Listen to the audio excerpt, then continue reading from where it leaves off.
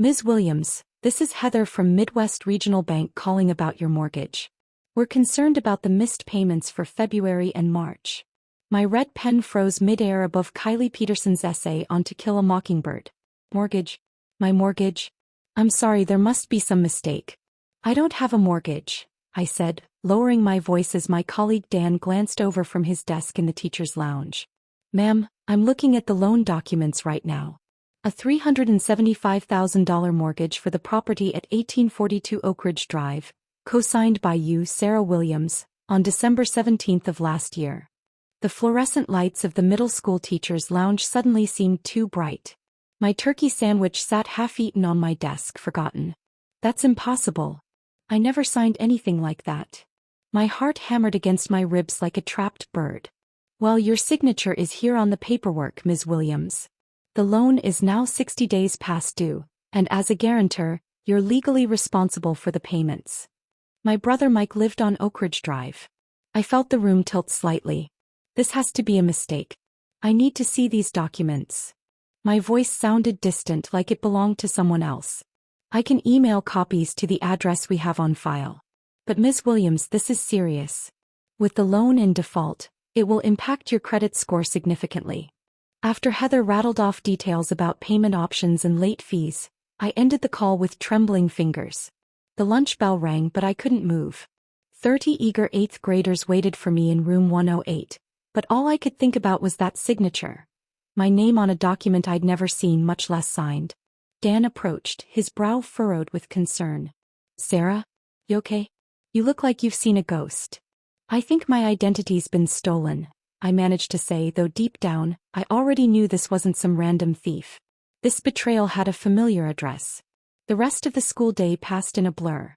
I assigned group work I'd planned for next week, anything to keep my students occupied while my mind raced.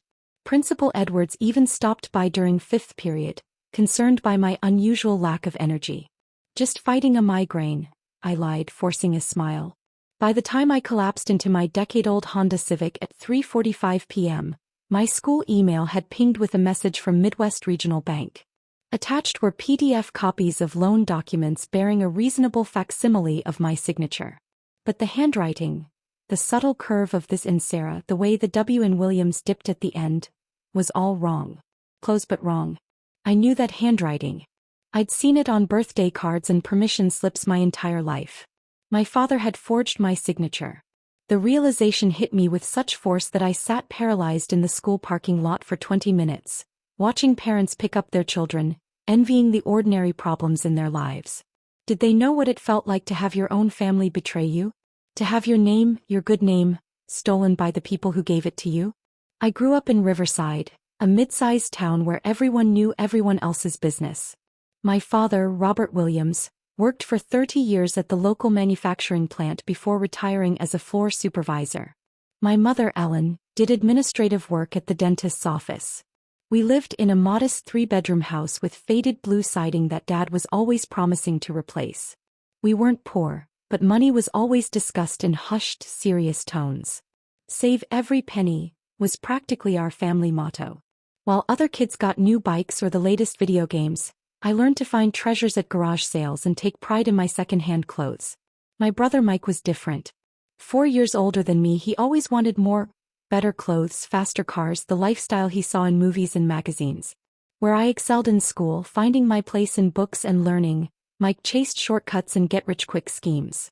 Your brother has ambition, Dad would say proudly, even as Mike dropped out of community college to flip houses with no training beyond a weekend seminar that cost $500 on Dad's credit card. I did everything right. Scholarships to state college. Teaching degree. A steady job at Riverside Middle School teaching English. A tiny apartment with carefully budgeted expenses. At 32, I had an emergency fund, a retirement account, and a perfect credit score I guarded like a precious gem. In 6 months, I planned to apply for a mortgage of my own, a small 2-bedroom cottage I'd had my eye on for years. And now this. By 8 that evening, I sat cross-legged on my bed, laptop balanced precariously on my knees, staring in horror at my credit report.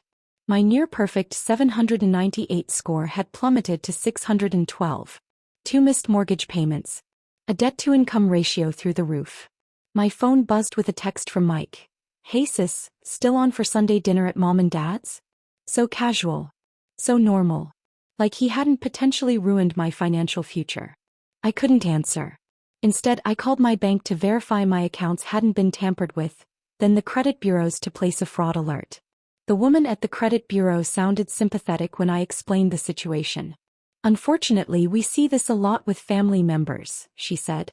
"Do you plan to file a police report?" The question hung in the air like a guillotine. Could I report my own father to the police? "I need to talk to my family first," I said finally. After hanging up, I paced my small apartment, from the galley kitchen with its chipped countertops to the living room where my second-hand furniture had been carefully arranged to make the space feel bigger than it was. Everything I owned I'd earned. Every bill I'd paid on time.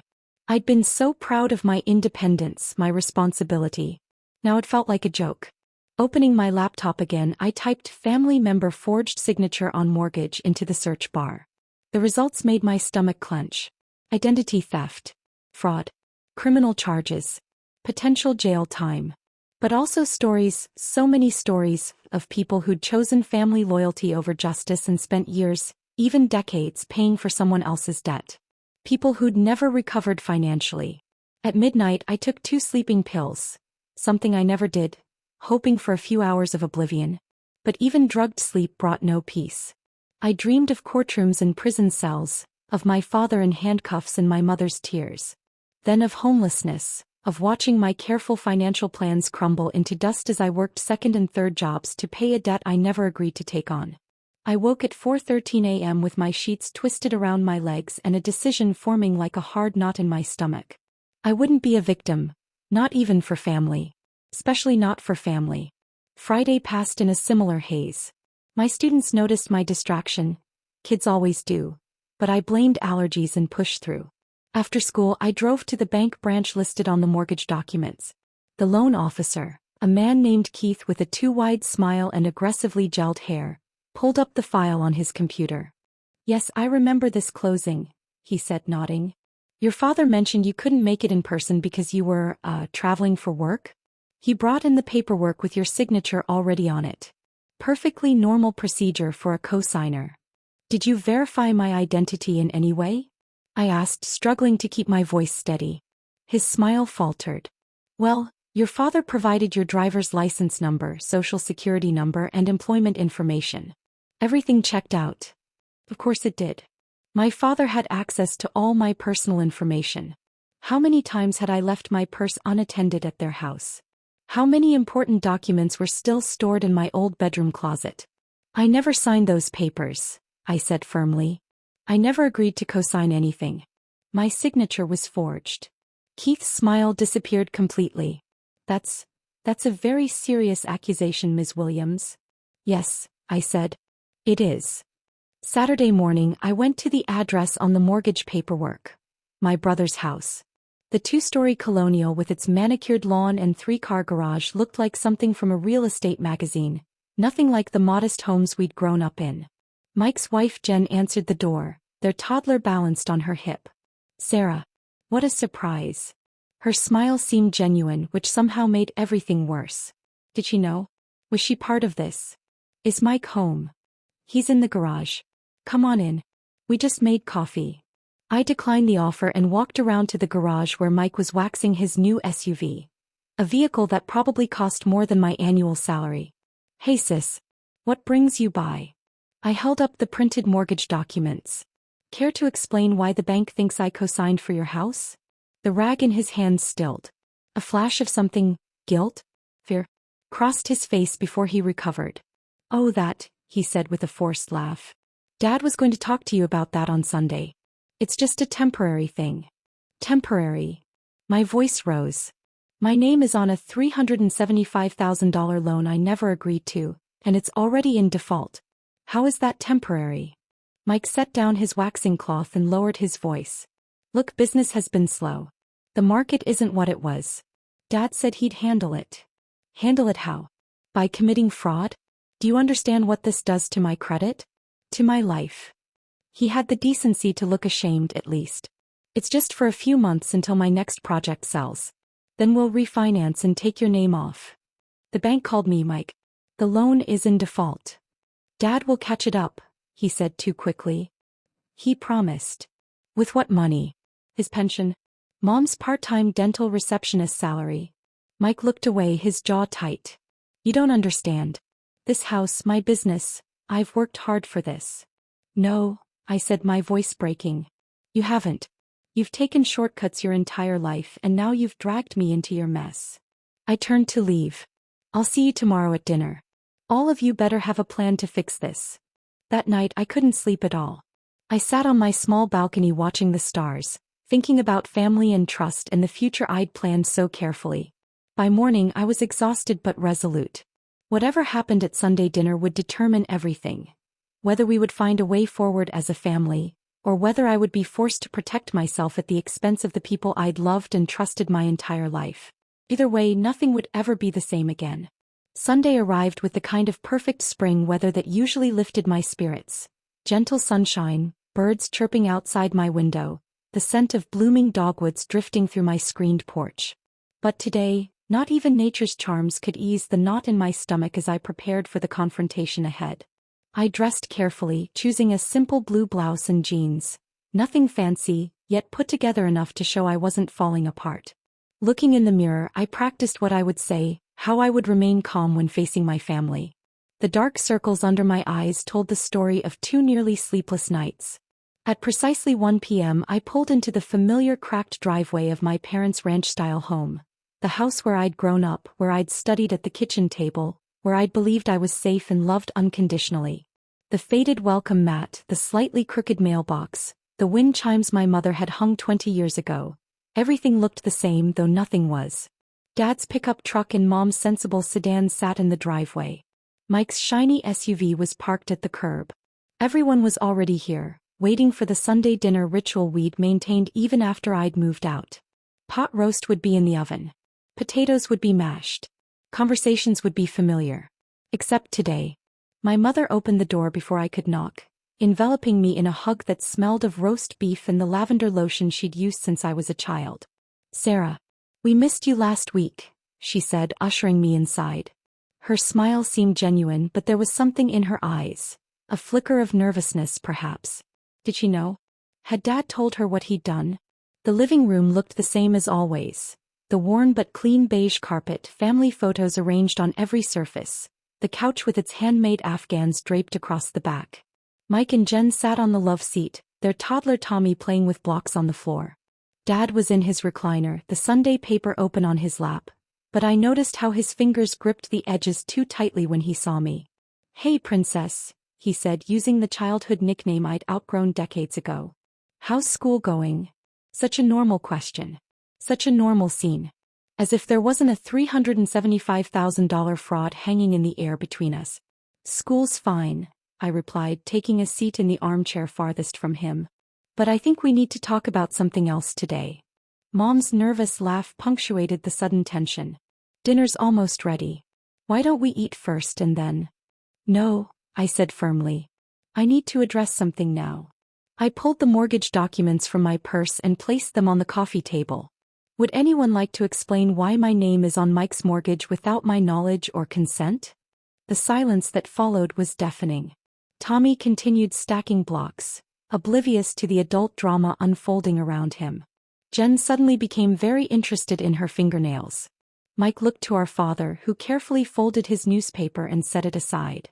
Sarah, Dad began, his voice calm but with an undertone I recognized from childhood, the tone that said I was overreacting. It's not what you think. Really? Because I think you forged my signature on loan documents. I think you committed fraud using my name and social security number. I think you've put my financial future at risk without even asking me. Dad glanced at Mom, who had remained standing by the doorway to the kitchen, her hands twisting her apron. Your brother needed help, Dad said, as if that explained everything. The bank wouldn't approve the loan without a cosigner with better credit. And you didn't think to ask me?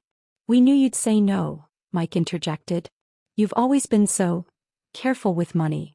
The way he said careful, like it was a character flaw rather than responsibility, made my blood boil. Being careful with money is why I have good credit in the first place. I snapped. Credit you decided to exploit without my permission. Dad leaned forward, his expression earnest. Sarah, we're family. Family helps family. Your brother had an opportunity with this house. The location, the potential for value appreciation. But his business had some temporary setbacks. Temporary? I echoed. Then why is the loan already in default? Why is the bank calling me about missed payments? Mike at least had the decency to look ashamed.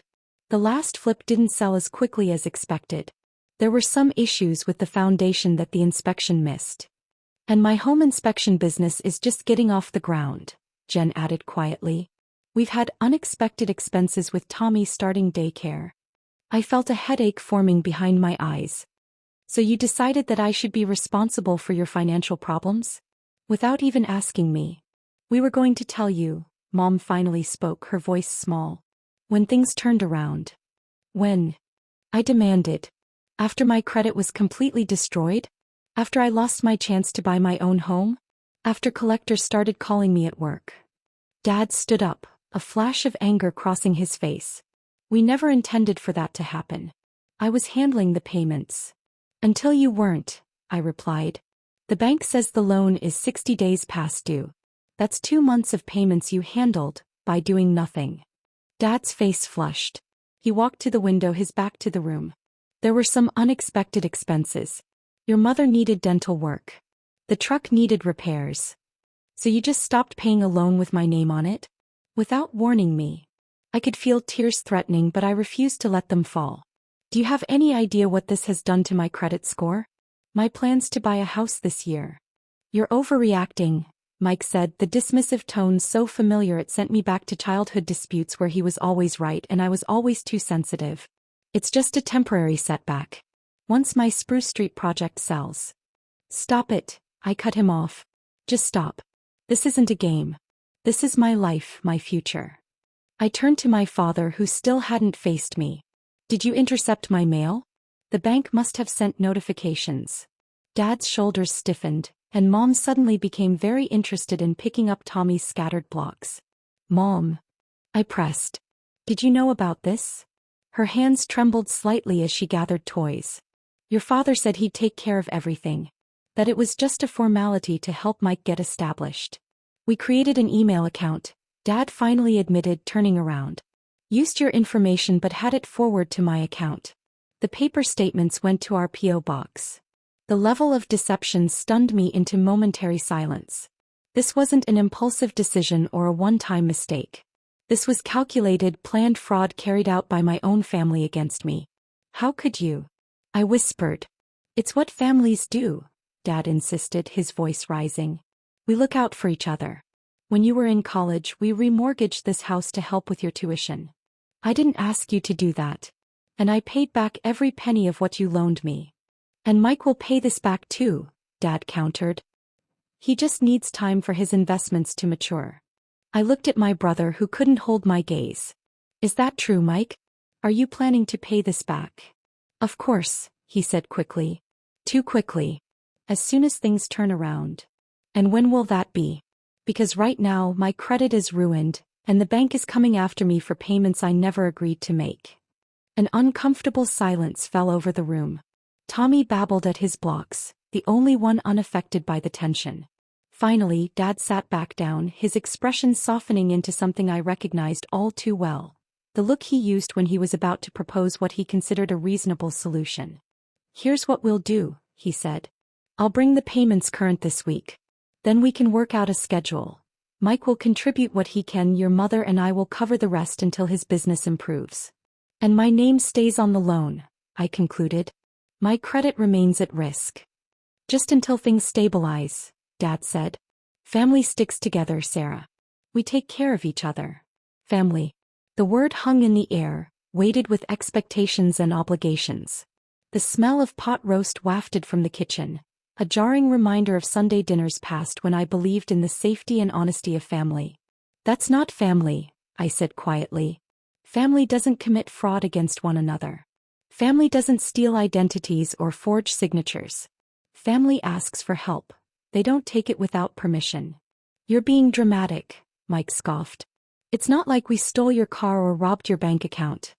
No, you just stole my future, I replied, my voice steady despite the turmoil inside. You stole my chance to buy a home, to have financial security that I've worked for my entire adult life.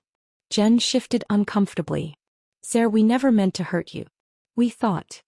You thought I'd never find out, I finished for her. Or you thought I'd just accept it because family. Mom finally abandoned the blocks and moved to sit beside me. Sweetheart, I know you're upset and you have every right to be. But we're trying to make this right. How? I asked. How do you make right the fact that you betrayed my trust? That you committed a crime using my name? Dad's face hardened. Now you're going too far. It wasn't a crime. It was a family matter. Forging someone's signature on a legal document is fraud, I said. It doesn't matter if we're family. So what are you saying? Dad demanded. You'll turn your back on your brother when he needs help? Let him lose his home? Have your nephew living on the street? The emotional manipulation was so transparent it almost made me laugh. Don't you dare put that on me. Mike's financial problems are his responsibility, not mine. And certainly not without my consent. Mike stood up, his face flushed with anger. You've always been selfish, Sarah. Always looking out for yourself first. Selfish? I echoed in disbelief. For wanting control over my own finances? For expecting basic honesty from my family? We did what we had to do, Dad insisted. When you have kids of your own someday you'll understand. That was the final straw. The implication that my perspective was invalid because I wasn't a parent, that I would someday betray my own children's trust the way they had betrayed mine. I stood up, gathering the mortgage documents from the coffee table. I want you to know something. I spoke to the bank on Friday. I've spoken to a lawyer. What you did, what all of you participated in or kept silent about, is identity theft and fraud. It's punishable by jail time. The color drained from my mother's face. Mike froze and Dad's eyes widened with the first real fear I'd seen. You wouldn't, Dad said, but his voice lacked conviction. I haven't decided yet, I replied truthfully. But I want you to understand how serious this is. This isn't a family squabble. This is my life, my future. I took a deep breath. I'm giving you 1 week to come up with a real solution.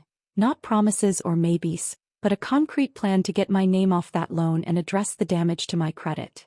Or what? Mike asked, his voice hard. I met his gaze steadily. Or I file charges. And I will testify against all of you. As I walked out of my childhood home, leaving behind the uneaten Sunday dinner and the shocked faces of my family, I felt something shift inside me. A painful breaking of old bonds and expectations, but also the first stirrings of a strength I didn't know I possessed. The weight of their betrayal still pressed on my chest, but with it came a new resolve. I would not be their victim. Not anymore. Monday morning brought a slate-gray sky and drizzling rain that matched my mood perfectly. I called in sick to school for the first time in 3 years.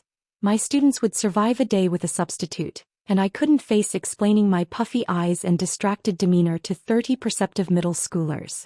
By 9 o'clock I sat in the waiting room of Riverside Legal Aid, a small office tucked between a laundromat and a discount shoe store. The space was clean but worn, mismatched chairs, outdated magazines, and faded posters about tenant rights and domestic violence resources. A place for people with problems they couldn't solve alone. People like me. Ms. Williams. A woman in her 50s with salt and pepper hair and practical pumps appeared in the doorway. I'm Diane Mercer. Come on back. Diane's office was small but orderly, with stacks of folders neatly arranged on a desk that had seen better days. Degrees from state schools hung on the wall alongside what looked like children's artwork. Stick figures labeled Grandma in crayon. So, she said, settling behind her desk, you mentioned identity theft when you called. Family related. I nodded, unpacking my folder of documents. The mortgage paperwork, my credit report, bank statements. My father forged my signature as a guarantor on my brother's mortgage loan without my knowledge. I only found out when the bank called about missed payments. If Diane was shocked, she didn't show it. Instead, she methodically reviewed each document, occasionally making notes on a yellow legal pad. Unfortunately, this is more common than you might think, she said finally. Family financial fraud is one of the most underreported crimes because victims feel conflicted about pressing charges against relatives. That's exactly how I feel, I admitted. They're my family. But what they did was a crime, Diane finished bluntly. Identity theft and forgery at minimum.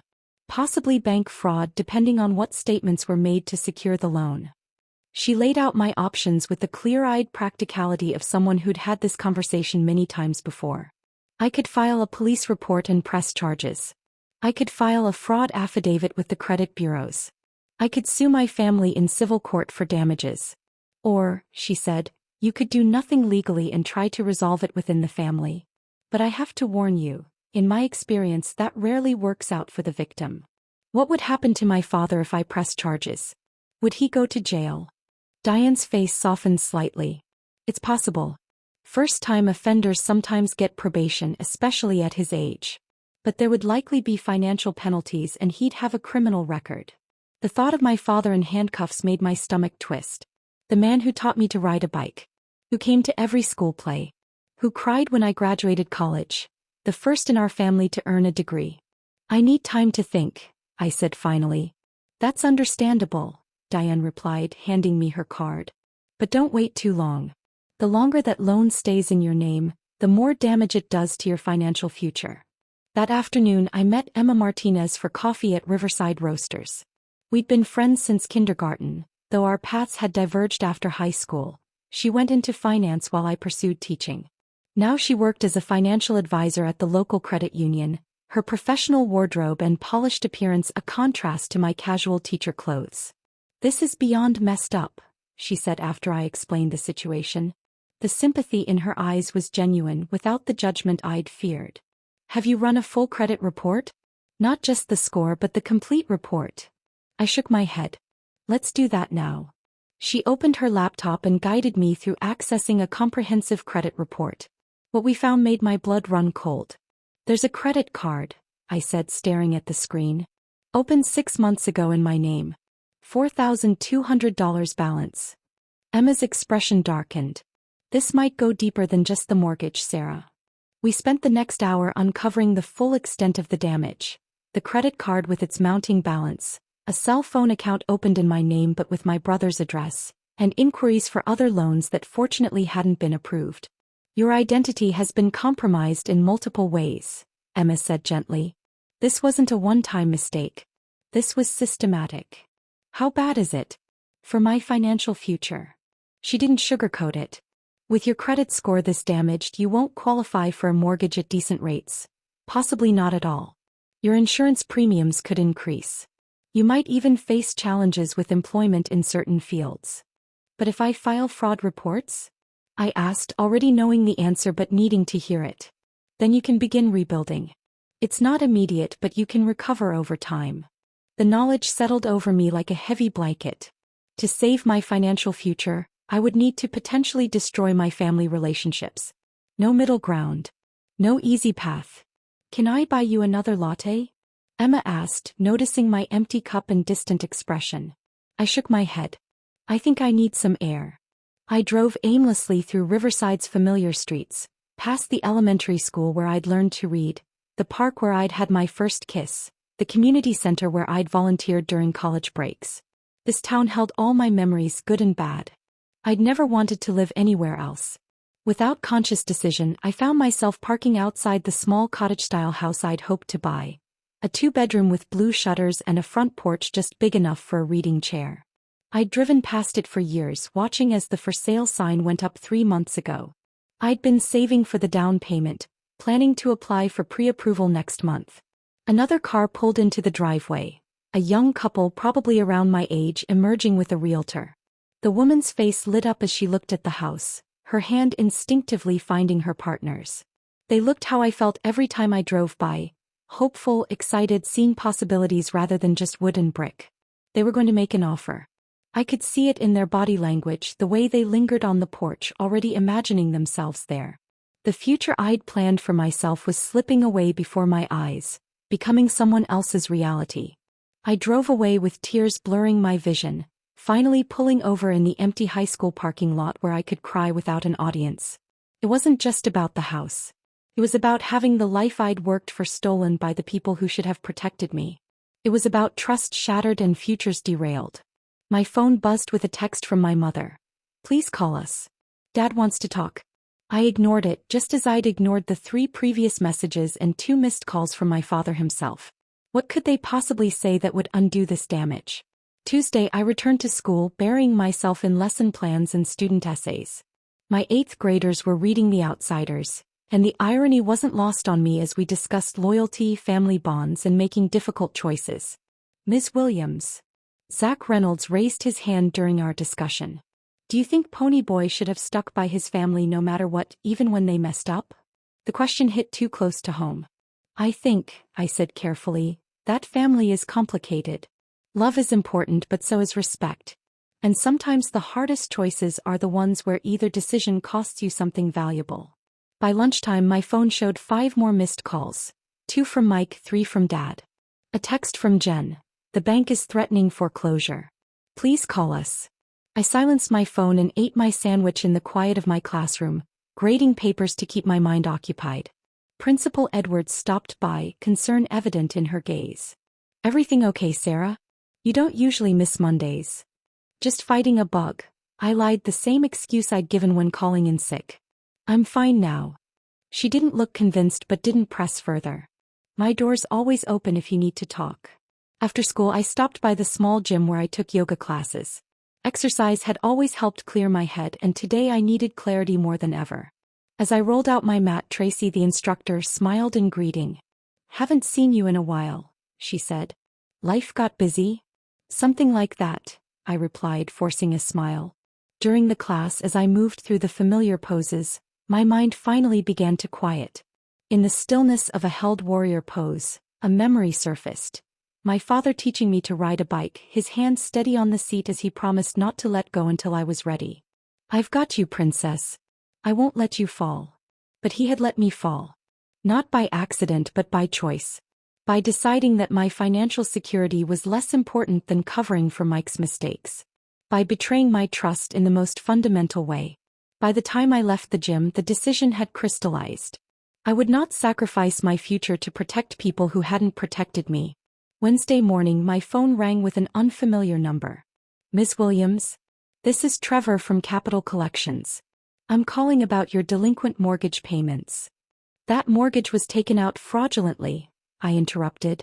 I never signed those documents. My name was forged. Pause. Have you filed a police report? We'll need documentation of the fraud claim. I'm handling it, I said, the words feeling more certain each time I spoke them. After hanging up, I found 3 new text messages waiting. From Dad, we've come up with a plan. Please come over tonight so we can discuss.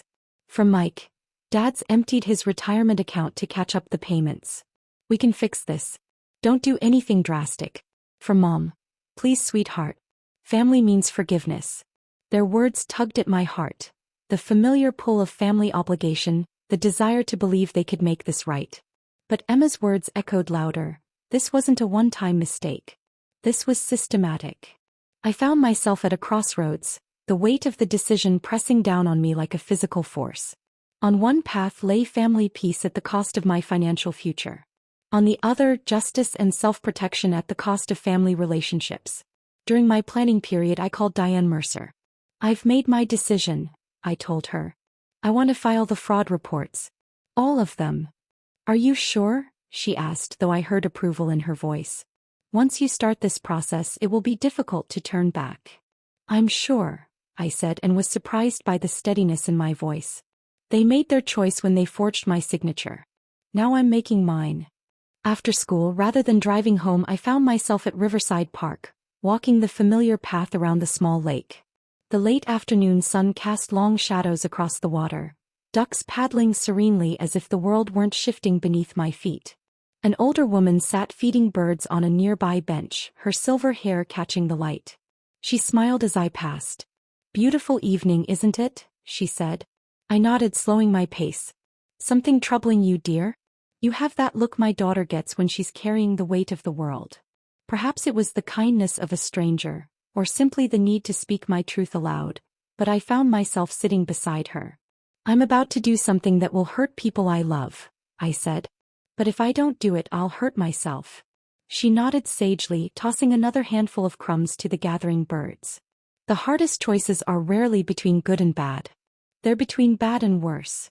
He paused, studying my face. You know what you need to do. You just need permission to do it. Permission from who? From yourself, dear. She patted my hand. Sometimes protecting yourself is the bravest thing you can do. As the sun began to set, casting golden light across the lake, I felt the weight of my decision settle into something manageable. Not easy, not painless, but right. Tomorrow I would file the fraud reports. Tomorrow I would begin reclaiming my future. My phone buzzed one last time as I walked back to my car. A message from Dad. Don't do this, Sarah. We can work it out as a family. But that was just it. We weren't functioning as a family, not a healthy one. A real family didn't sacrifice one member for another. A real family didn't commit crimes against their own and expect blind forgiveness. I typed back a simple reply. It's already done. It wasn't true yet, but it would be. The decision was made. Tomorrow would bring its own challenges, but for tonight I could breathe again. The weight hadn't disappeared, but somehow having chosen a path made it easier to bear. Thursday morning arrived with unexpected sunshine streaming through my bedroom blinds. I'd slept better than I had in days, the decision to take action bringing a strange sense of peace. With a quick glance at the clock, 6:15 a.m., I went through my morning routine with renewed purpose, choosing a navy blue dress that always made me feel more confident. Today's the day, I told my reflection, applying a touch of lipstick, something I rarely bothered with for teaching. But today wasn't about teaching. Today was about reclaiming my life. The police station was quiet when I arrived at 7:30, having arranged to meet Detective Reynolds before heading to school. The building was smaller than I'd expected, with worn linoleum floors and fluorescent lighting that made everyone look slightly ill. The reality of what I was about to do settled in my stomach like a stone. Ms. Williams. A tall woman with short gray hair and alert blue eyes approached, extending her hand. I'm Detective Reynolds. We spoke on the phone. Her handshake was firm, her gaze direct. I followed her to a small interview room with bare walls and uncomfortable plastic chairs. The detective noticed my nervous glance around the stark space. Sorry for the accommodations. Budget cuts, she said with a wry smile, attempting to put me at ease. Can I get you some coffee? It's terrible, but it's hot. No, thank you, I replied, setting my folder of documents on the table between us. I want to get this done before I lose my nerve. For the next 45 minutes, I explained everything. The bank's call, the forged documents, the additional accounts I'd discovered with Emma's help. Detective Reynolds took detailed notes, occasionally asking for clarification but mostly just listening. You understand what happens next? She asked when I'd finished. Once you sign this statement, we open an official investigation. That means your family members will be questioned. Charges may be filed. I swallowed hard. I understand. And you're sure this is what you want to do? Family fraud cases are often complicated. Emotionally, I mean. I'm sure, I said, though my voice wavered slightly. They've had opportunities to make this right. They chose not to. Detective Reynolds nodded, pushing the statement toward me. Sign at the bottom. I'll need those supporting documents as well. As I signed my name, my real signature, not the forgery on the loan documents, I felt something shift inside me. This wasn't just about protecting my credit score anymore. This was about standing up for myself, perhaps for the first time in my life. What happens now? I asked, sliding the folder across the table. Now we investigate. Gather evidence, take statements. The prosecutor will decide whether to file formal charges. He handed me a card. My direct line's on the back. Call me if you think of anything else or if your family tries to pressure you into dropping this. They'll try, I said with certainty. Detective Reynolds's expression softened slightly. They usually do. Stay strong, Ms. Williams. What you're doing takes courage. I made it to Riverside Middle School just in time for first period, sliding into my classroom as the bell rang. My 8th graders looked up with mild curiosity as I rushed to my desk, slightly out of breath. Good morning, everyone, I said, trying to sound normal despite the adrenaline still coursing through my system. Let's pick up where we left off with the outsiders yesterday. Who can summarize the key events from Chapter 7? Teaching had always been my safe space, the place where everything made sense. Today, I clung to the familiar rhythm of lessons and discussions, grateful for the distraction from the storm I knew was brewing outside these walls. During my planning period, I checked my phone to find 6 missed calls. 3 from my father, 2 from Mike, and 1 from a number I didn't recognize. Voicemails filled my inbox, but I couldn't bring myself to listen to them yet. Instead, I texted Diane Mercer to let her know I'd filed the police report. Her response was immediate. Good. Next step is the fraud affidavit with the credit bureaus. Call me after school and we'll walk through it. By lunchtime, the school secretary appeared at my classroom door. Sarah? You have visitors in the front office. My stomach dropped. Who is it? Your father and brother? They said it's urgent. For a moment I couldn't breathe. They were here, at my workplace, trying to corner me where I couldn't easily escape. The audacity of it made anger flare bright and hot inside me. Please tell them I'm in the middle of classes and can't be disturbed, I said, keeping my voice steady. If they want to talk, they can call and make an appointment like anyone else. The secretary looked surprised but nodded. Are you sure? They seemed pretty insistent. I'm sure. In fact, I hesitated, then made another decision. Please tell the front desk not to allow them beyond the security doors. They're not authorized visitors. After she left, I sat at my desk, hands trembling slightly. My father had never visited my school before.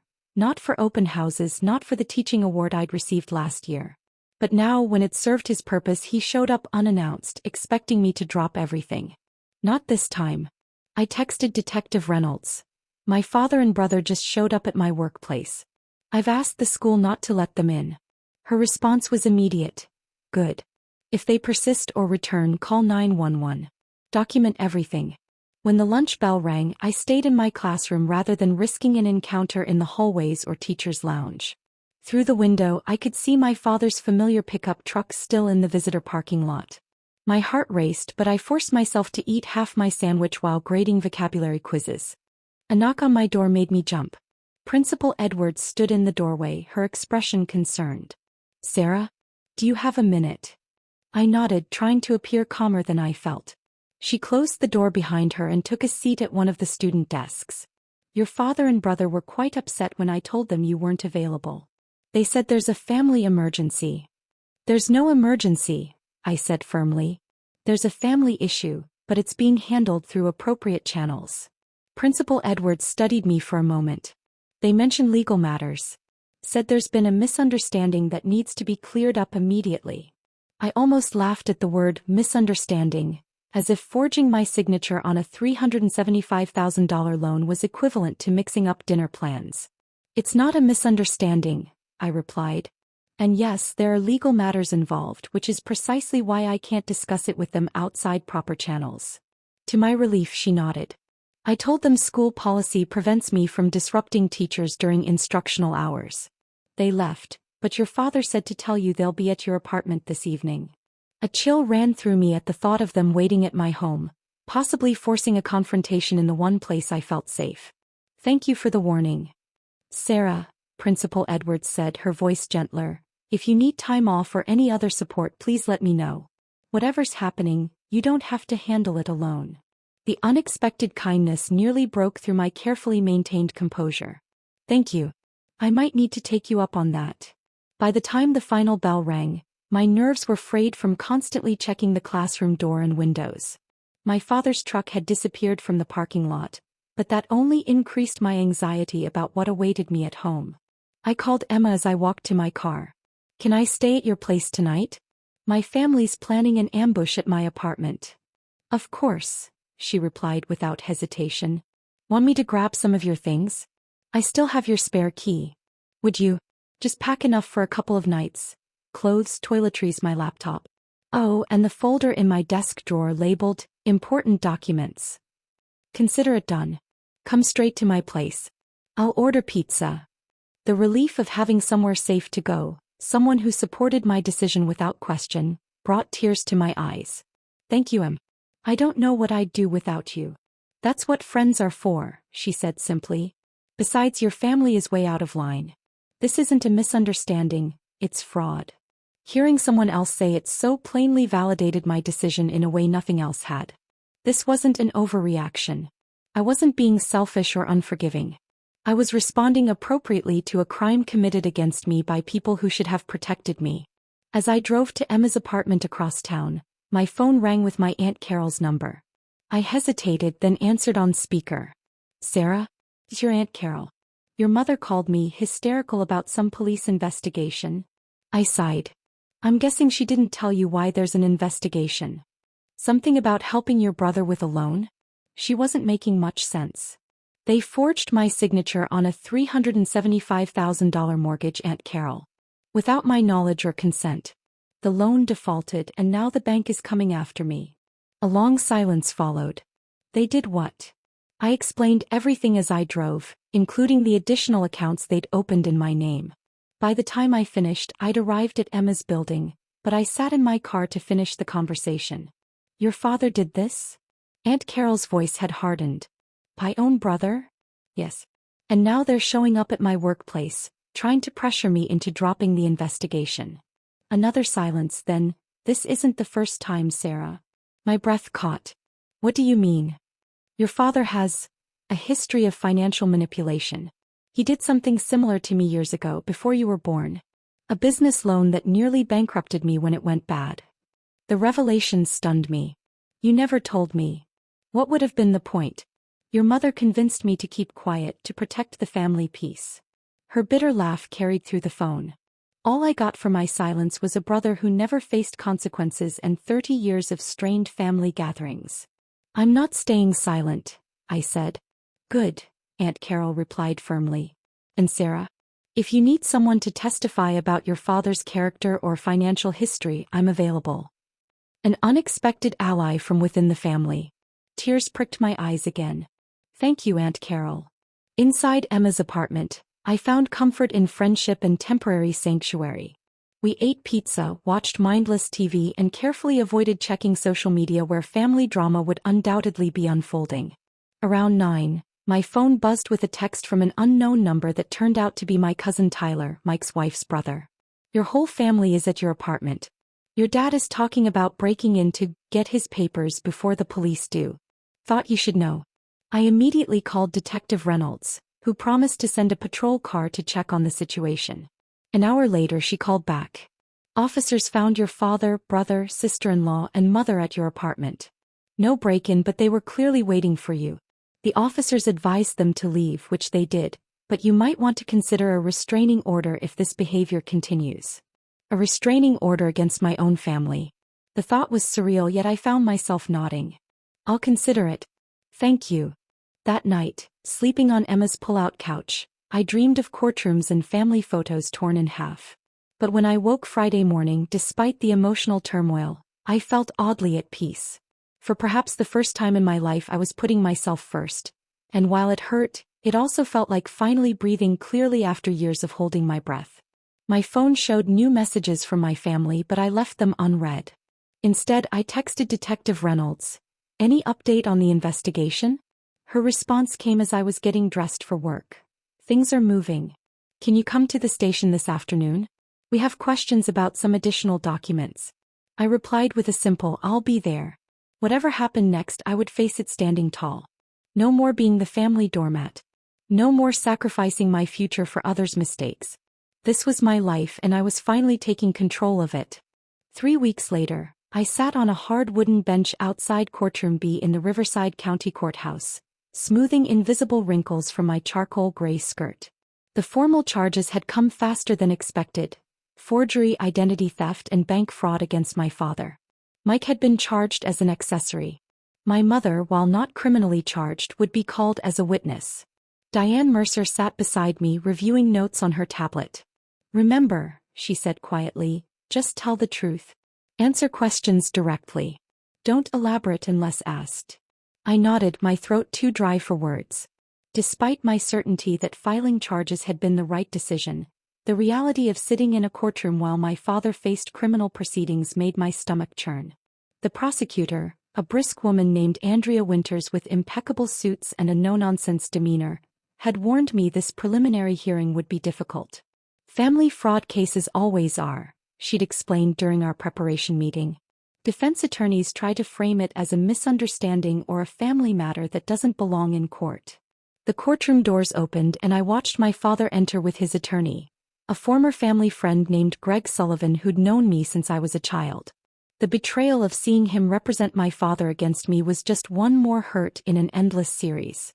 Dad looked older somehow, his shoulders stooped in a way I'd never seen before. He wore his good suit, the same one he'd worn to my college graduation, and had actually trimmed his usually shaggy hair. Our eyes met briefly before he looked away, his expression unreadable. Mike followed, also with an attorney. He stared straight ahead, avoiding my gaze entirely. The back of the courtroom began filling with familiar faces. My Uncle Thomas, several cousins, even my mother's best friend Cheryl. Everyone taking sides in a family war I never wanted. My mother arrived last, slipping into a seat at the far end of the gallery. She looked diminished somehow, her usually perfect hair unstyled, her clothes hanging loosely as if she'd lost weight. When our eyes met, hers filled with tears, but she made no move to approach me. "All rise," came the bailiff's call as Judge Harriet Landry entered the courtroom. The proceedings began with formal statements and legal jargon that washed over me in waves. I focused on keeping my breathing steady, on the reassuring pressure of Diane's hand occasionally touching my arm. When the prosecutor called my name, I moved to the witness stand on legs that felt disconnected from my body. After being sworn in, I faced the courtroom, my family, friends, neighbors, all watching as I prepared to testify against my own father. "Ms. Williams," Andrea Winters began, "could you explain to the court how you first became aware that your name had been used on a mortgage loan without your consent?" My voice shook slightly at first but grew stronger as I recounted the bank's call, the discovery of the forged documents, the confrontation at Sunday dinner. The prosecutor guided me through the evidence methodically, the forged signature, the fake email account, the intercepted mail. "And at any point, did you give permission for your name to be used on this loan?" "No," I said firmly. "I was never asked and I never would have agreed." "What about the other accounts discovered during the investigation, the credit card, the cell phone?" "I knew nothing about those either." When it was the defense's turn, Greg Sullivan approached with a sympathetic smile that made my skin crawl. "Sarah, Ms. Williams," he corrected himself. "You and your father have always been close, haven't you?" "We were," I replied, emphasizing the past tense. "And he helped you financially through college, didn't he?" "He and my mother helped with some expenses, yes. But I had scholarships and I worked part-time. I also repaid everything they loaned me." Sullivan nodded as if I'd proven his point. "So your family has a history of helping each other financially. Isn't it possible this was just another example of family members supporting each other?" "Forging someone's signature isn't support," I said, fighting to keep my voice level. "It's fraud. But your father and brother never intended for you to pay anything. They were handling the payments until some temporary financial setbacks. Their intentions don't change the fact that they used my name and credit without permission," I replied. "And when the loan defaulted, they still didn't tell me. I only found out when the bank called." Sullivan's questioning continued, increasingly pointed. Wasn't I being vindictive? Wasn't this really about childhood resentments toward my brother? Didn't I understand the concept of family loyalty? Each question felt like a small cut, but I held firm. "This isn't about loyalty," I said finally.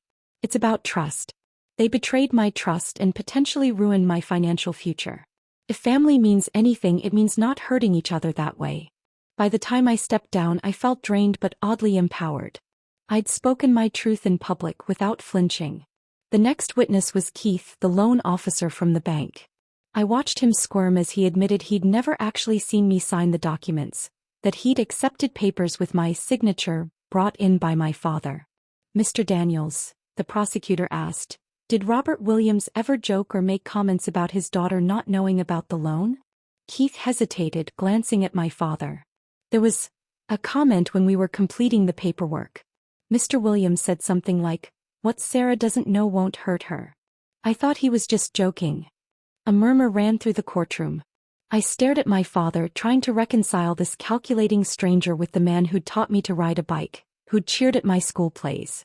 The most surprising testimony came from Jen, Mike's wife. Called by the prosecution, she approached the stand looking uncomfortable but determined. "Mrs. Williams," the prosecutor began, "were you aware that your sister-in-law's name was being used on your mortgage without her knowledge?"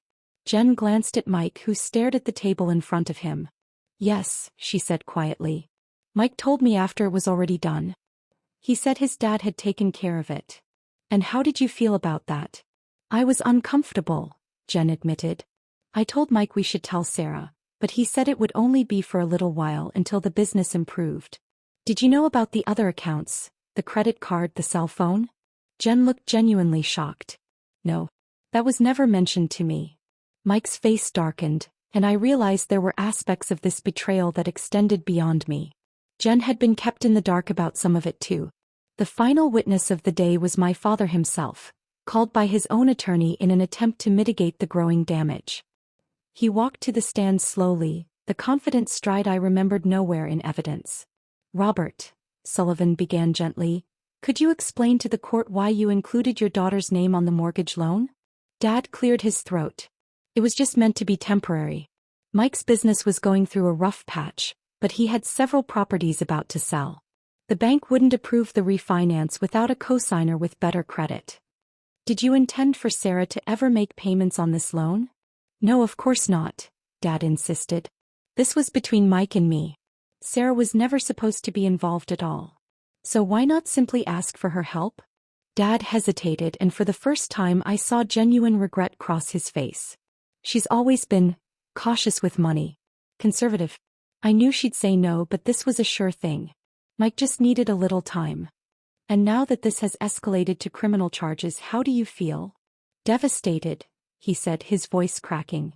This has torn our family apart. All I ever wanted was to help my son. I never meant to hurt Sarah. When the prosecutor cross-examined him, her questions were pointed and precise. Mr. Williams, you've stated you never intended for your daughter to pay anything. Yet when the loan defaulted, you didn't pay it either, did you? We had some unexpected expenses. Yes or no, Mr. Williams? When the loan defaulted, did you make the payments? No, he admitted. And instead of telling your daughter about the situation, you allowed her credit to be damaged. Is that correct? It wasn't supposed to happen that way. But it did happen that way, didn't it? And this wasn't the first time you've used someone else's credit without their knowledge, was it? Dad's head snapped up. What do you mean? We have a sworn statement from your sister, Carol Williams, stating that you used her name on a business loan in 1988, which also defaulted. Is that true? The color drained from my father's face. He looked toward the gallery where Aunt Carol sat, her expression resolute. That was different, he mumbled. Carol agreed to help me. Did she agree to have her name forged on documents? Did she know the full amount of the loan? His silence was answer enough. By the time the judge called a recess, the mood in the courtroom had shifted perceptibly. What had begun as a family misunderstanding had been revealed as a pattern of financial manipulation spanning decades. Outside in the hallway, I stood alone by a window, watching rain begin to fall on the courthouse steps. A small hand touched my arm and I turned to find my mother. Sarah, she said, her voice barely above a whisper. I didn't know about the other accounts. I swear I didn't. I studied her face, the face that had smiled from my bedside during childhood illnesses, had beamed with pride at my achievements, had looked away when my father announced he'd taken care of Mike's financial problems.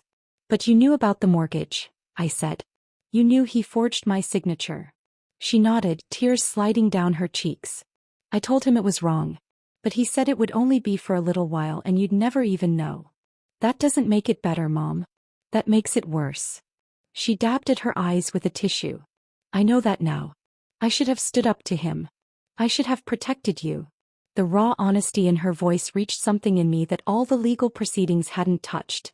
The hurt child inside who couldn't understand why her mother hadn't kept her safe. I can't forgive this yet, I said honestly. Maybe someday, but not now. She nodded, accepting this hard truth. I understand. The remainder of the hearing passed in a blur. By day's end, the judge had found sufficient evidence to proceed to trial, though she strongly encouraged a plea agreement to avoid further family trauma. Outside the courthouse, reporters from the local paper waited.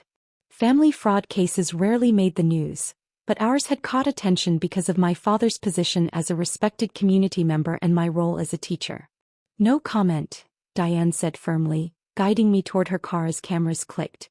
Sarah. My father's voice called from the courthouse steps. Please, can we talk? I turned, facing him as rain dampened my hair and jacket. There's nothing left to say, Dad. The truth is out now. All of it. "I never meant for this to happen," he said, his voice breaking. "I was just trying to help Mike." "No," I replied, surprised by the clarity I suddenly felt. "You were trying to control everything like you always have. But you can't control this anymore." As Diane drove me home, I watched the familiar streets of Riverside through rain-streaked windows. The town hadn't changed, but I had. The courthouse receded in the distance, but the day's revelations would stay with me forever. The carefully constructed fiction of our family had been stripped away, leaving only painful truth in its place. 1 year later, I stood in the small front yard of a cottage with blue shutters. Not the one I'd watched another couple buy, but a similar one on a quiet street 3 blocks from Riverside Middle School. My cottage. My mortgage. My name and only my name on the deed. The plea agreement had been finalized 6 months ago. My father received probation community service, and was ordered to pay restitution. Mike got a suspended sentence contingent on financial counseling and repayment. Both were required to write formal letters of apology that now sat unopened in my desk drawer. I hadn't spoken to either of them since the courthouse steps. My mother called occasionally, tentative conversations that never went deep but kept a fragile connection alive. Aunt Carol had become a surprising source of support, understanding as no one else could what it meant to be betrayed by family and then find the strength to rebuild. The doorbell rang, interrupting my thoughts. Emma arrived first, carrying a housewarming plant and a bottle of champagne. My colleagues from school followed. Dan with his husband bringing homemade cookies, Principal Edwards with a handmade quilt. Friends I'd made in the support group for financial fraud victims came bearing practical gifts and understanding smiles. As twilight settled over my new home, we gathered in the small backyard where I'd planted a garden, something I'd always wanted but never had space for in my apartment. Fairy lights twinkled in the one mature tree, and conversation flowed easily among this chosen family I'd built. "A toast," Emma said, raising her glass. "To Sarah, who taught us all what real courage looks like." As glasses clinked and smiles warmed the gathering dusk, I felt the last pieces of bitterness begin to dissolve. The betrayal would always be part of my story, but it no longer defined me. What defined me now was the strength I'd found in standing up for myself, in refusing to be a victim, in rebuilding not just my credit score but my entire life on my own terms. The small blue house with its freshly painted shutters wasn't just a place to live. It was tangible proof that I had survived, that I had reclaimed my future from those who tried to steal it. And that, more than any court verdict or financial restitution, was the revenge I truly needed.